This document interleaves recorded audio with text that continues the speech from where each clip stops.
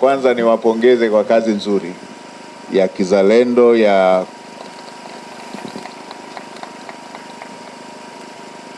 kuitumikia nchi yetu. Hongereni sana. Na jambo hili mnalofanya sio tu la kimichezo kwa maana ni uwanja, lakini ni jambo ambalo linahusu masuala ya kiuchumi na masuala ya maendeleo.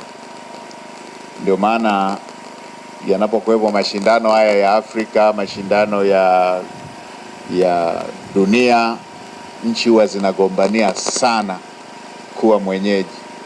Huwa wagombanii ili waweze kuwaona wachezaji wanacheza, hapana.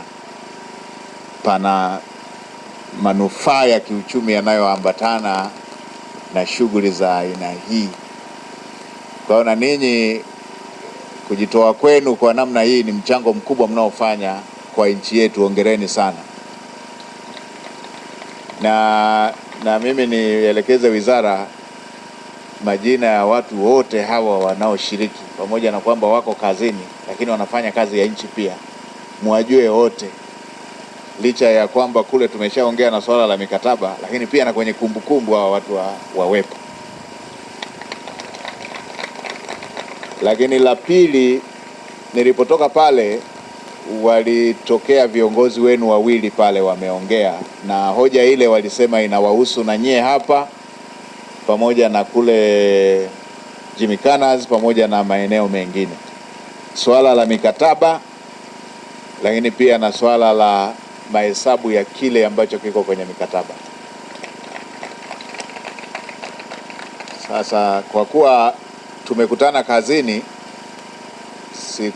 sikutaka sana tuwe na mjadala mrefu, lakini nimeelekeza wizara pamoja na wenzetu ambao walishaanza kulifanyia kazi wakae na wenzetu hawa wanaosimamia haya masuala ya mikataba hii. Mikataba itoke haraka. Wameniahidi ndani ya wiki moja hivi watakuwa wamekamilisha hayo mambo ya mikataba. Kwa hiyo Mheshimiwa Waziri, simamieni hilo, mikataba hiyo ije, lakini pia izingatie mahesabu ya kile walichokubaliana. Na hii mikataba, kwa sababu vijana wameendelea na kazi bila kusimama, licha ya kwamba mikataba ilikuwa haijaja. Kwa hiyo hii mikataba inaanzia walipoanzia kazi.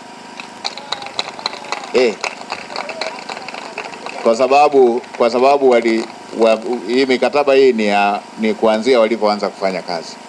Kwa hiyo myazingatie yote hayo kwenye masuala